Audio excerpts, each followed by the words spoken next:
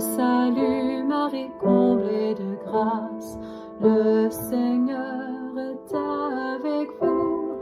Vous êtes bénie entre toutes les femmes, et Jésus, votre enfant, est béni. Em nome do Pai, e do Filho e do Espírito Santo. Amém.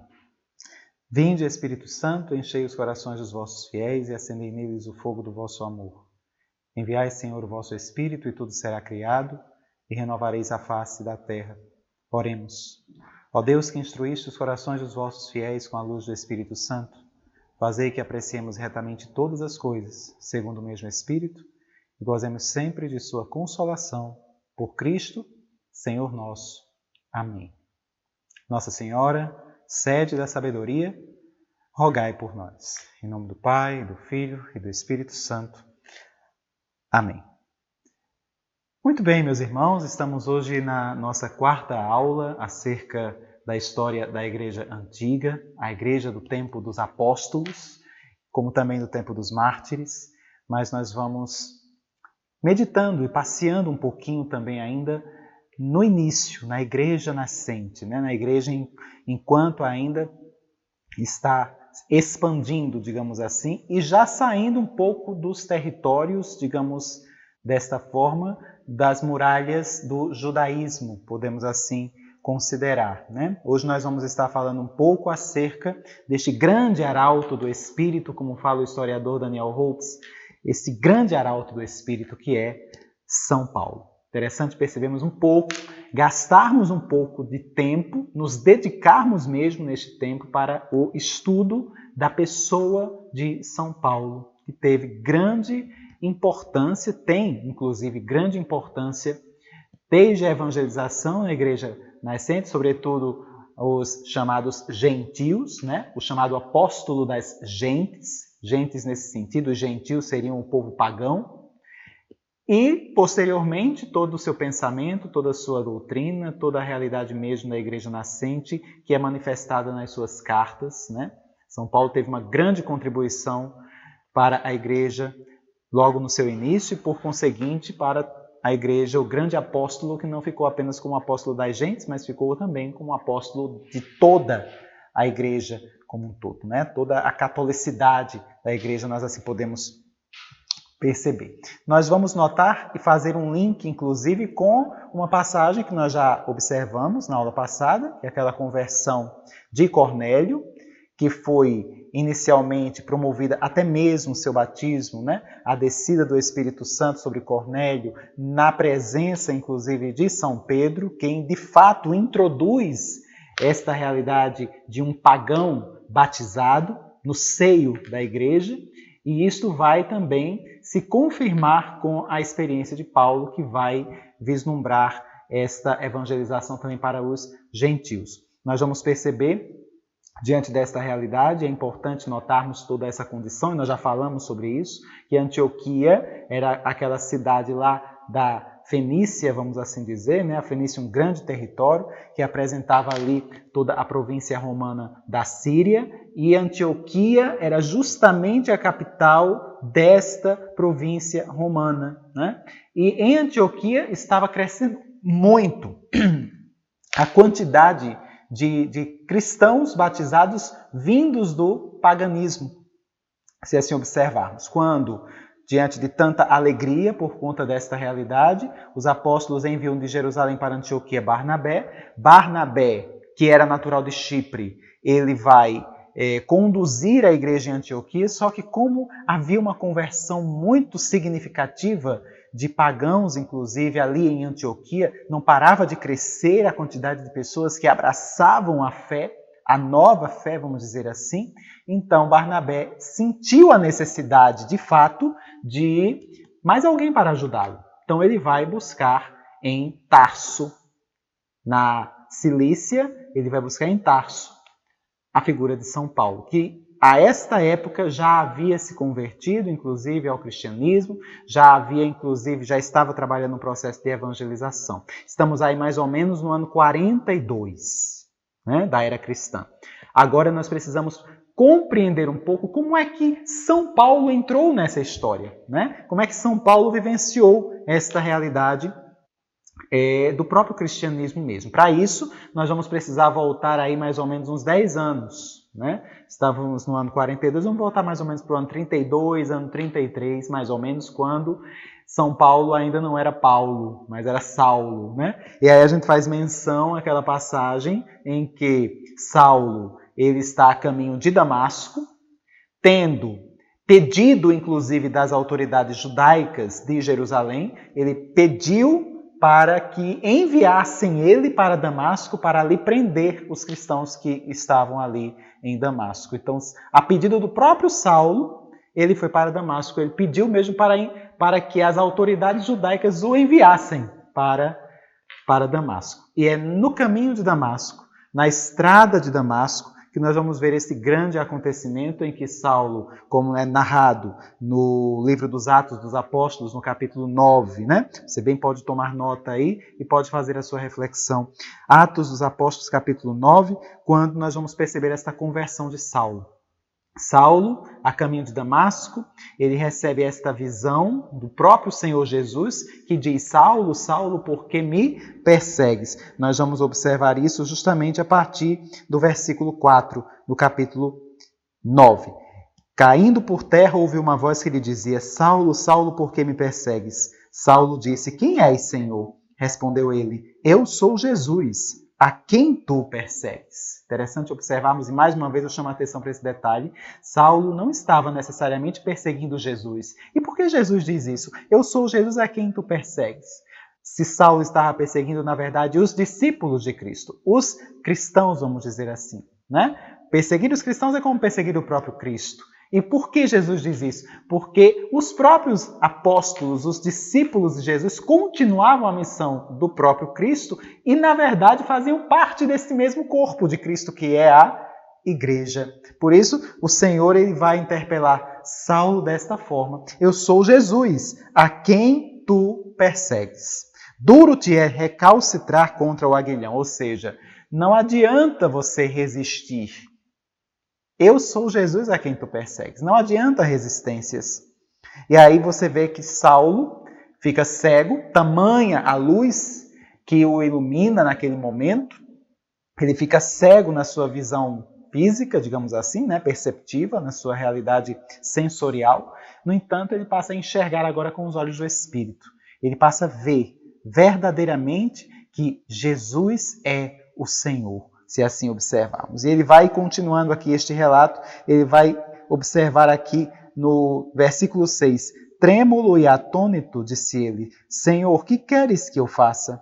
Respondeu o Senhor: Levanta-te e entra na cidade. Aí te será dito o que deves fazer.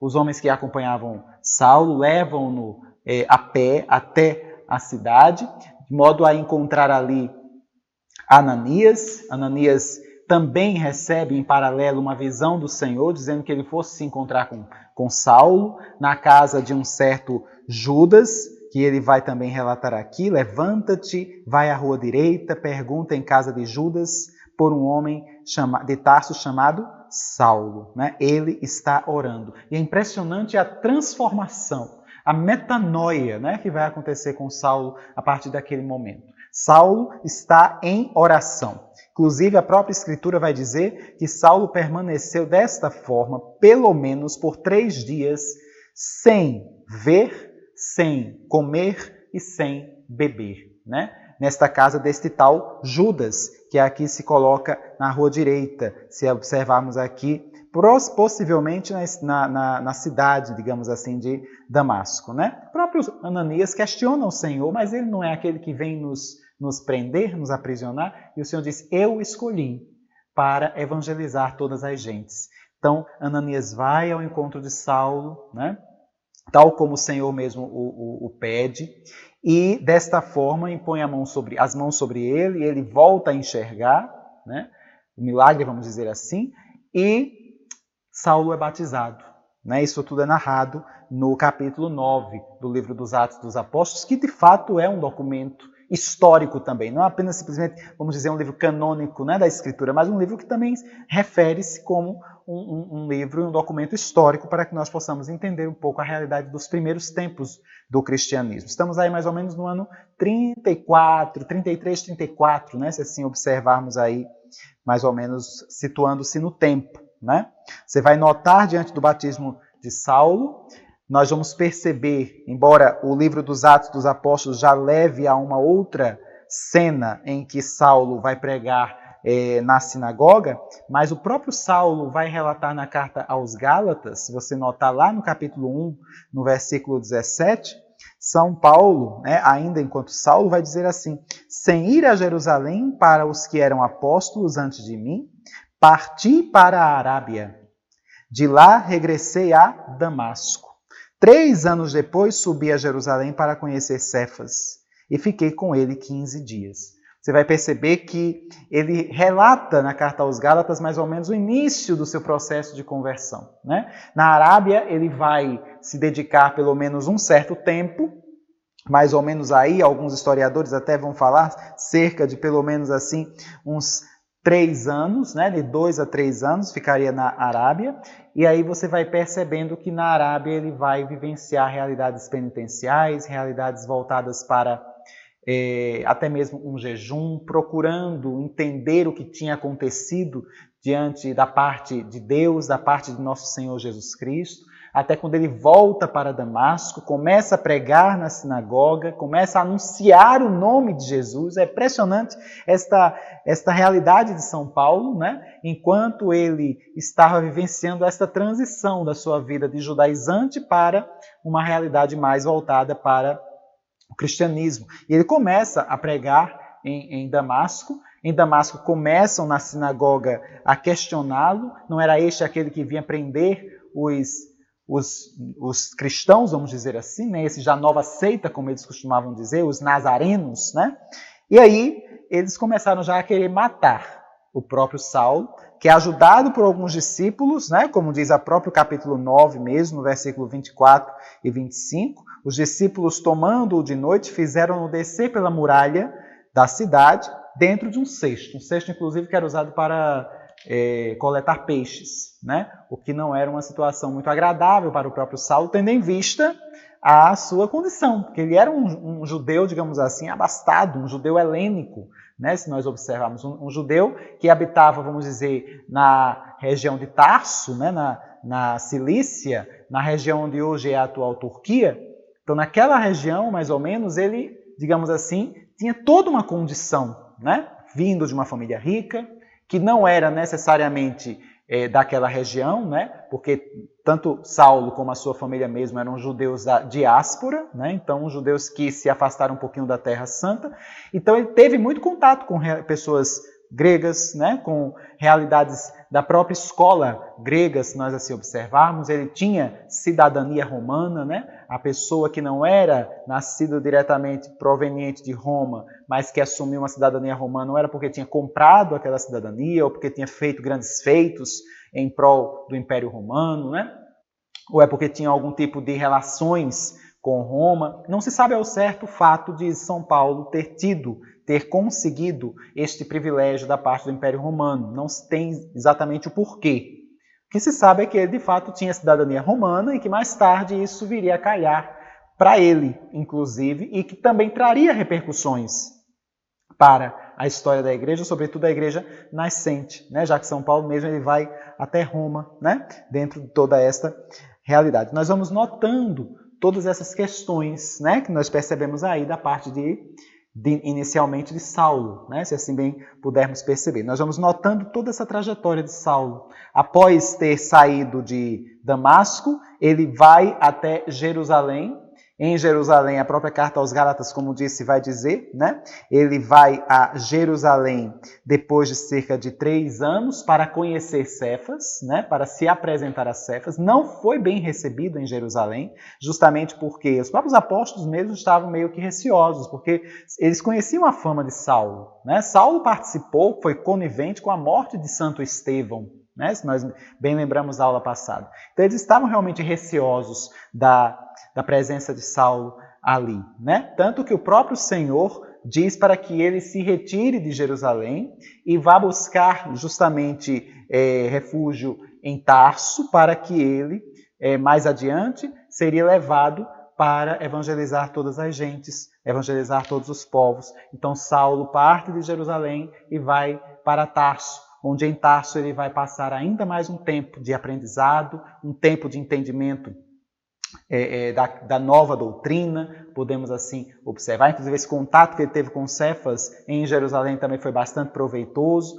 porque, por que não dizer, né? De Cefas ele escutou instruções do que pregar, por que não dizer, né? Daniel Rupes mesmo fala acerca desta realidade, sobre o que pregar, como lidar com esta realidade, né? Como estava a igreja em Jerusalém naquele contexto. Então tudo isso Saulo vivencia em Jerusalém e depois vai para Tarso, onde fica pelo menos ali mais de cerca de 3 anos ali em Tarso. É justamente nesse momento que ele encontra Barnabé.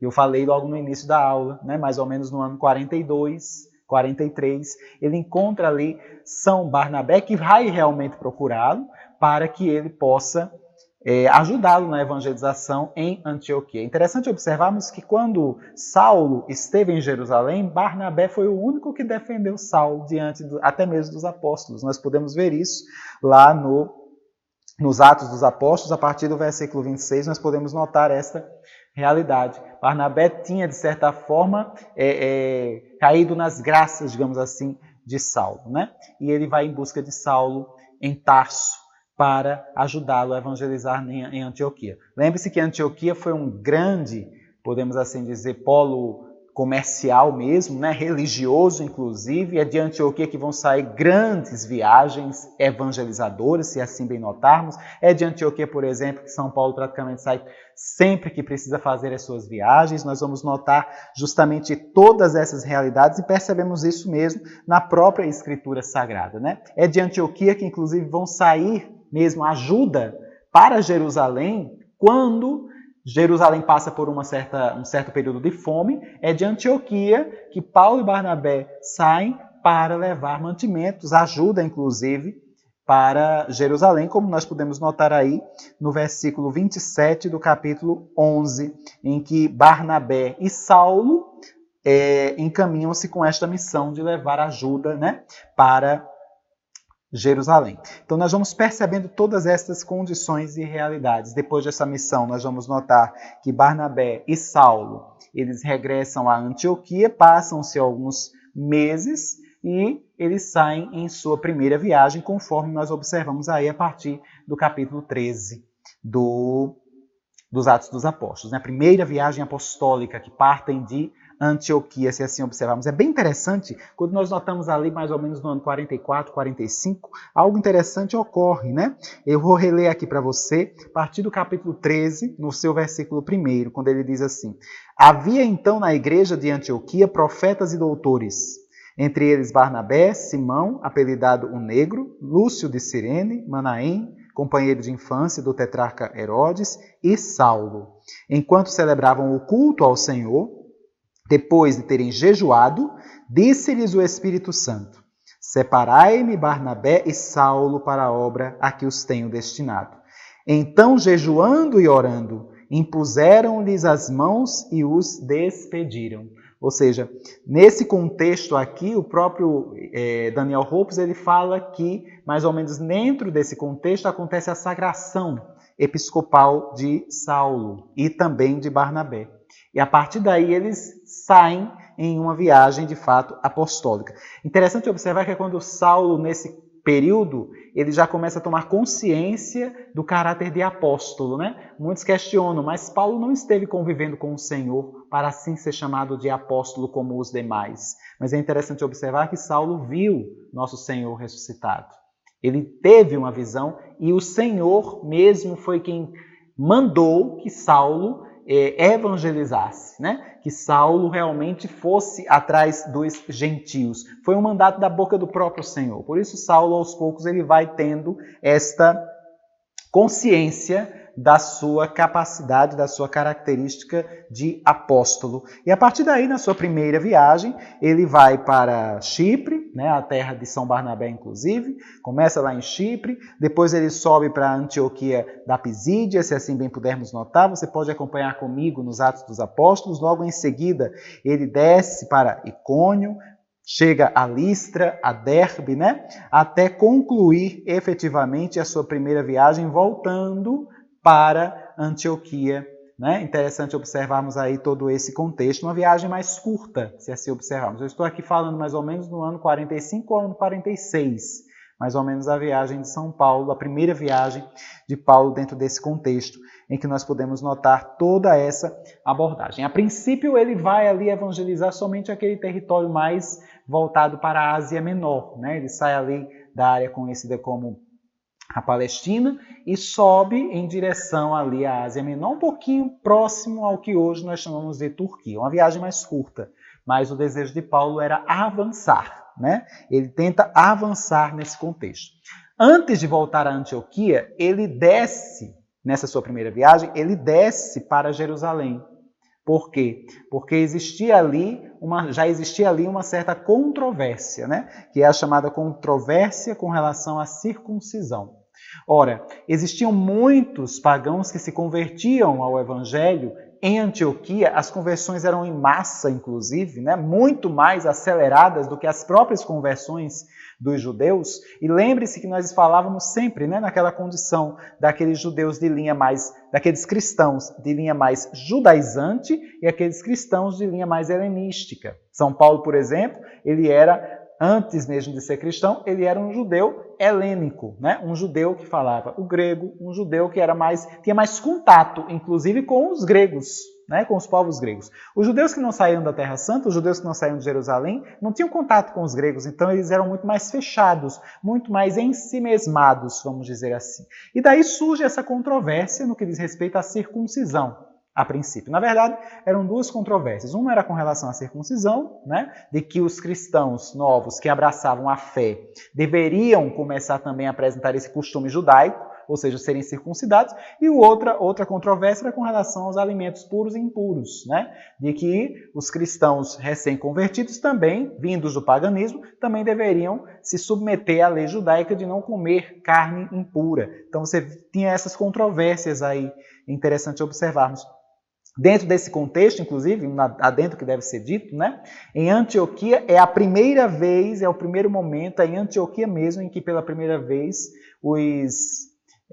aqueles que abraçavam a fé, né, eram chamados de cristãos. Aí nós vamos percebendo uma certa cisão, né, uma certa quebra, uma certa ruptura com os parâmetros judaicos. Né? É em Antioquia que já se começava a perceber que eles não eram judeus que tinham se convertido a uma nova fé, eles eram de fato cristãos. Já estava começando a se consolidar a diferença mesmo, a se afastarem mesmo dessa condição de serem chamados efetivamente de cristãos, se afastando já de forma mais definitiva do judaísmo, algo que não acontecia na própria Jerusalém por conta dos judeus mesmo, dos cristãos judaizantes, né, que estavam muito apegados ainda à lei de Moisés. E é nesse contexto que o próprio Paulo, aqui já vamos começar a chamá-lo de Paulo, ele passa a se chamar Paulo quando ele chega à ilha de Chipre na sua primeira viagem, então você vai observar que dentro dessa realidade ele já de certa forma motiva, né, o desenvolvimento desse concílio de Jerusalém que nós observamos aí já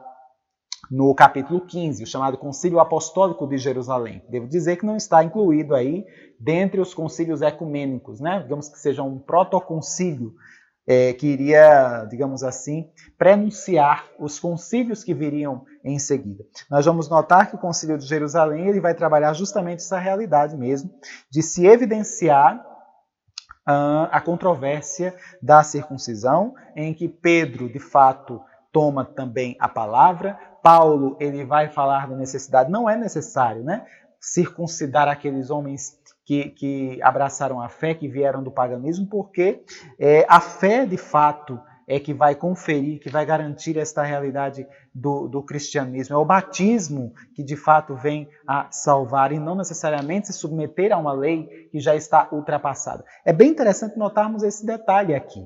Porque se nós notarmos, perceba bem, entenda bem, os judeus que nós temos hoje, digamos assim, eles não são os mesmos do judaísmo do Antigo Testamento.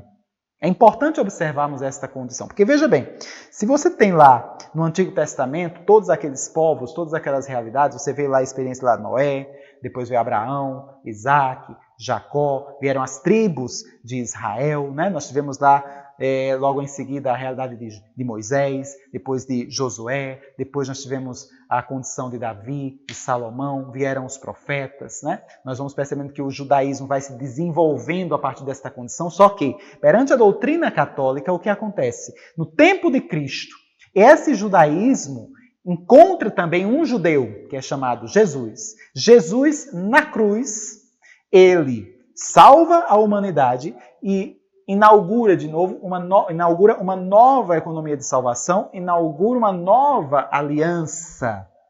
Ou seja, o verdadeiro, digamos assim, a verdadeira condição judaica, veterotestamentária, vai continuar na Igreja Católica para aqueles judeus que abraçaram a nova fé. Então você vê uma continuidade desse contexto. No entanto, aqueles que não abraçaram a fé e que insistiram em dizer que o Messias não veio, eles enveredaram por uma invenção humana. Eles enveredaram por um caminho humano, vamos dizer assim, né? Ou seja, o judaísmo que se vê hoje é diferente daquele que nós observamos no Antigo Testamento, porque o Antigo Testamento, esse judaísmo do Antigo Testamento vai continuar, digamos assim, no cristianismo a partir do momento em que Jesus é de fato visto como um Messias.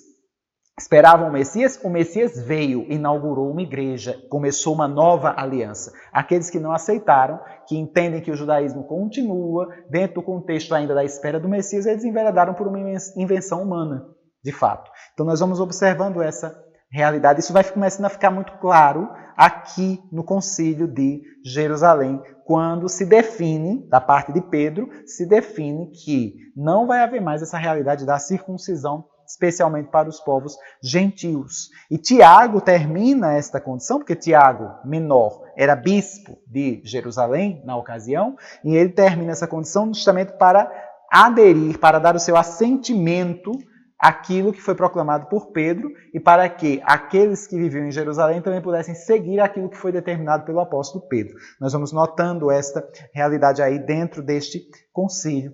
Faz-se uma carta, inclusive, né, para a Síria, para a Cilícia, justamente no que diz respeito especialmente à realidade da comida que deveriam comer. Nós vamos percebendo toda esta condição e nós vamos seguindo adiante, porque depois disso, Paulo fala das maravilhas que Deus tem feito por meio do seu apostolado em tantos povos por onde ele chegou junto com Barnabé, e logo em seguida eles vão empreender uma segunda viagem. Paulo volta para Antioquia, passam-se alguns meses e mais uma vez começam a uma nova viagem, a sua segunda viagem apostólica, um pouquinho mais longa, se assim observarmos, né? Então ele já vai também se dirigindo, inclusive, com um discípulo que ele também vai agregando, que seria justamente Silas, né? Nós vamos notando esta abordagem e realidade. Se você perceber aqui, Marcos, note o detalhe, Marcos, que foi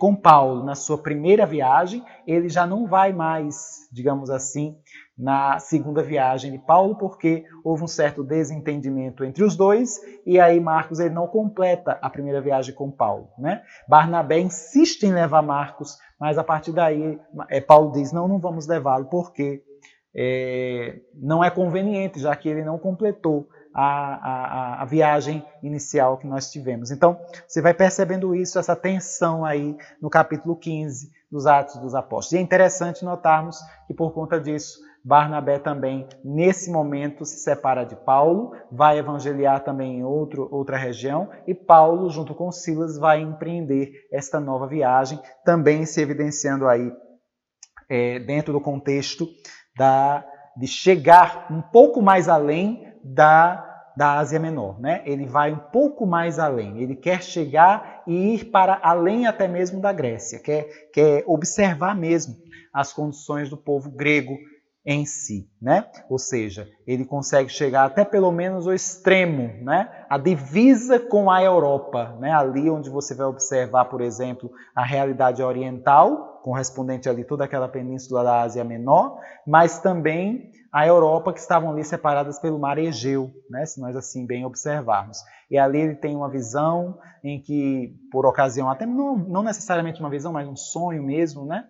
Em que um macedônio se apresenta para ele, ele entende da necessidade de realmente evangelizar os gregos, né? Em sua segunda viagem. Você vai percebendo que São Paulo ele vai se desenvolvendo dentro desse contexto, né? Procurando ir além dessa realidade e desta condição aí. Estamos aí mais ou menos já no ano 48, 49, se assim evidenciarmos dentro dessa abordagem aí, já aparentando, digamos assim, já para iniciar efetivamente a sua segunda viagem apostólica. 48, 49 foi mais ou menos o período da primeira viagem, né? Alguns historiadores vão falar que o Concílio de Jerusalém acontece mais ou menos no ano 50, e logo em seguida, em 51, 52, começa a segunda viagem apostólica de São Paulo, uma viagem mais longa, uma viagem mais demorada, uma viagem que ele vai fundando mais comunidades, né? Na época eram chamadas mais igrejas, se assim observarmos, e aí nós vamos perceber toda essa abordagem dentro desse contexto aí em que São Paulo vai atribuindo. Mas essa segunda, essa terceira viagem, as investidas de São Paulo ao longo da sua jornada até chegar a Roma, nós já vamos começar a evidenciar a partir da próxima aula, porque realmente é uma vida apaixonante, essa vida de São Paulo. Uma alma, podemos assim dizer, uma alma de fogo, uma alma inflamada pela causa do Evangelho, uma alma que foi inflamada pelo próprio Cristo. E vale a pena realmente nós nos esmiuçarmos, até mesmo em uma outra aula, acerca da vida deste grande apóstolo das gentes, deste grande apóstolo da igreja. Nós vamos continuar falando de São Paulo na próxima aula. Rezemos juntos e peçamos a intercessão de Nossa Senhora, sede da sabedoria, para que ao longo dessa trajetória possamos ter também o nosso coração iluminado pela graça, assim como São Paulo também vivenciou este episódio. Ave Maria, cheia de graça, o Senhor é convosco. Bendita sois vós entre as mulheres e bendito é o fruto do vosso ventre, Jesus. Santa Maria, Mãe de Deus, rogai por nós, pecadores, agora e na hora de nossa morte. Amém. Nossa Senhora, sede da sabedoria, rogai por nós. Em nome do Pai, do Filho e do Espírito Santo. Amém. Sainte Marie, Mère de Dieu, priez pour nous, pauvres pécheurs,